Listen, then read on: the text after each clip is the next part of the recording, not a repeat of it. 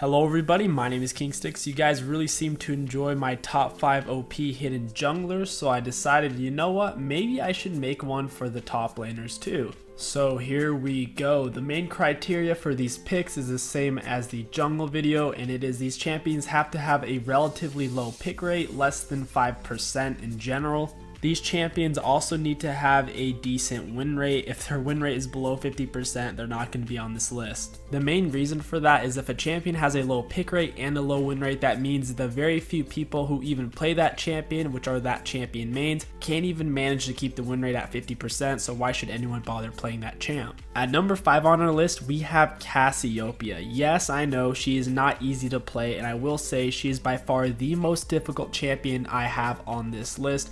However, she has some amazing situations. If you are the top laner on your team and you see that you already have a tank, but you guys really need some AP, you can get away with pulling out 𝐒𝐂𝐈𝐀𝐋𝐒. She is hands down the strongest high damage AP top laner right now. Teemo just can't compare, and one of the best parts is she's actually a really hard counter to Teemo. Whenever he goes into poker, she can out trade him in the moment, and then also proceed to chase him down after she lands his Q on him whenever he stops to auto attack her.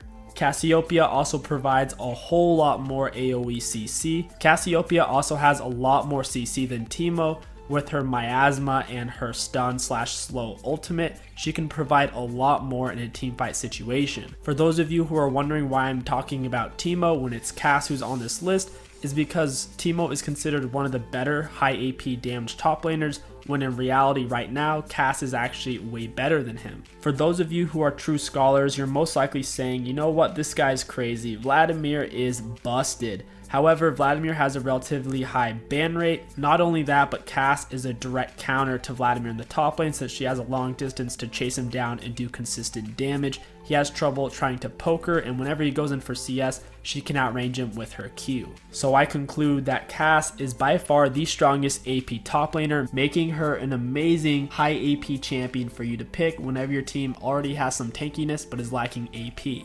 If you are new to League of Legends, new to top lane, or inexperienced at kiting, I'd recommend that you stay away from 𝐒𝐂𝐈𝐀𝐋𝐒 and pick up an easier choices that I'm about to list in this video. At number 4 on our list, we have Maokai. He is way easier than Cass to play. He's extremely tanky and still provides a decent amount of AP damage. You don't need to be a top lane main or a League of Legends veteran to play Maokai at a sufficient level. If you're autofilled or your team just needs some tankiness, Maokai is a great choice, especially if your team is also lacking a little bit of AP. For example, if your team is mostly AD, you have an AD jungler like Jarvan, AD mid laner like Zed, and an AD carry, Maokai is a great choice. On the contrast, in that situation, you really wouldn't want to pick Sion since most of his damage is AD, which would be stacking more AD onto the pile, allowing the enemy team to build a few armor items and counter your whole team collectively. Whenever you're trying to decide if Maokai is the right choice into the enemy top laner, try to pick him into things that have very low sustain, no real healing in their kits. Things like Pantheon, Maokai plays really well against, since Pantheon relies off of chunking enemies down with his spears. Maokai can just heal off of his passive and sustain the damage with some potions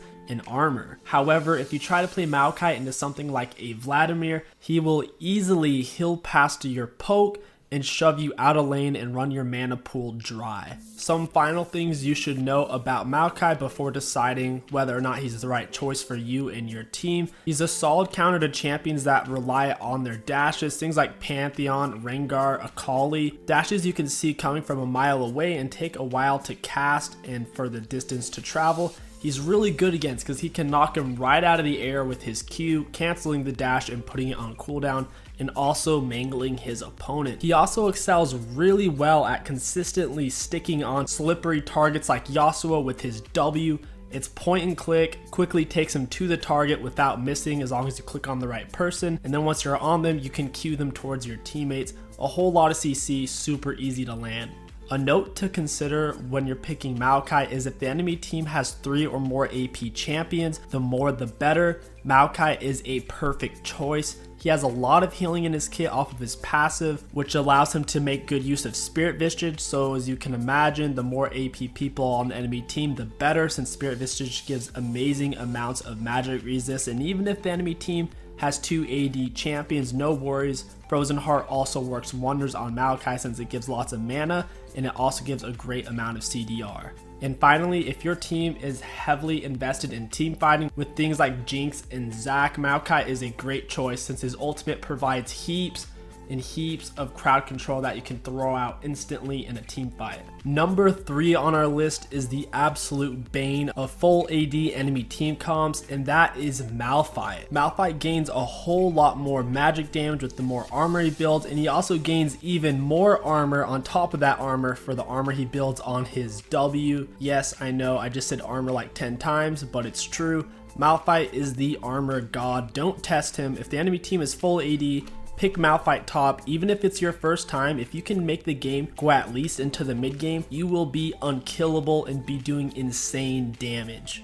The thing I really like about Malphite is he's so simple, even simpler than Maokai. All of his abilities are extremely straightforward, and he only has one ability that's technically a skill shot, which is his ultimate. In lane phase, the only thing you have to do is stay alive. If you're playing against an AD top laner and you know where the enemy jungler is, you can go in for trades, especially when they step up to auto the CS, but in general, you're just staying alive, keeping up in CS, and you're trying not to shove the wave since Malphite really doesn't have a good way to escape a bad situation. You're going to be playing for your level 6, and then you're going to be playing for team fights looking for picks with your ultimate when your teammates can follow you up, not just randomly ulting in by yourself. As long as you only pick Malphite whenever you see the enemy team has 4 or more AD champions, you should be winning at least 60% of your games, if not more, once you get a greater understanding of how to play Malphite in the early game and not fall behind.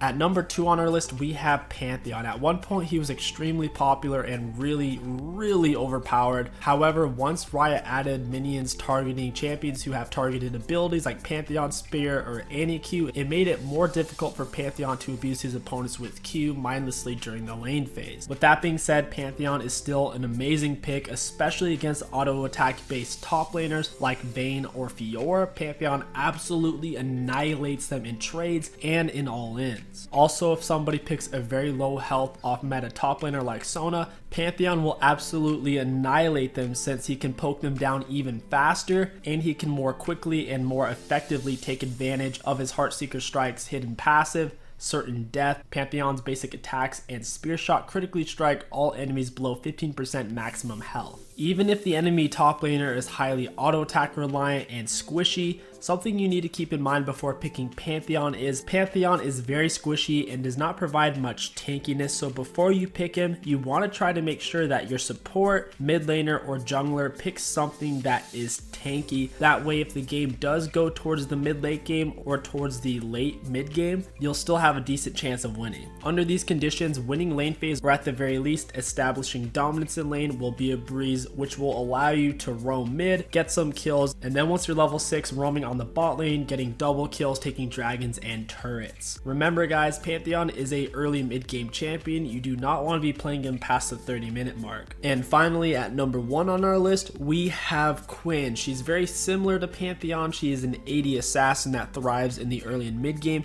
However, she has a lot better matchups. She doesn't necessarily have to play against somebody who is squishy with very little sustain.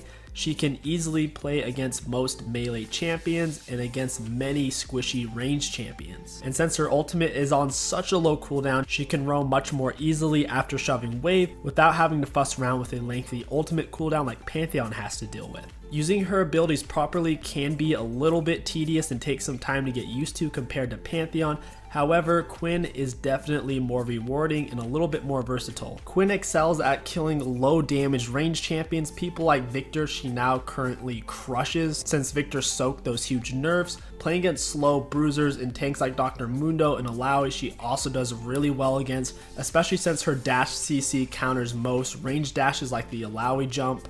She also counters many other bruisers and tanks that rely on their dashes for gap closers like Rengar, Aatrox, Shen, and Fiora. She can all counter their dashes with her own, damaging them, stunning them, and avoiding their damage. After you learn the Quinn matchups and you start to consistently win lane, you'll figure out when the best times to roam is, when to go in on the enemy jungler, warding, etc.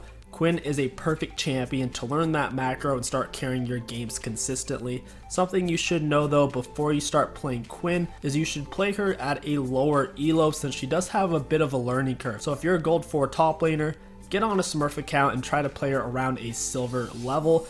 That way you can learn her much more organically and give her a real chance. Alright guys, that is going to wrap up our list. Let me know what you think down in the comments below. Which champion are you most excited about, or do you think I left one out?